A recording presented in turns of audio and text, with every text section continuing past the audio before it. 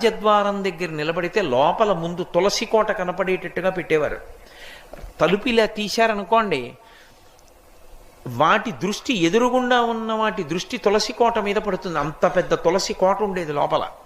ఆ తులసి కోట కానీ ఎదురుగుండా ఉందనుకోండి, మీరు లోపలికి రావాలంటే ముందు తులసి కోట చూస్తే తప్ప ఇంకోటి కనపడదనుకోండి. లోపలికి వచ్చే ముందు ఉగ్రభూత ప్రవేశం ఉండదు. ఆ ఇంట శక్తి నిలబడుతుంది.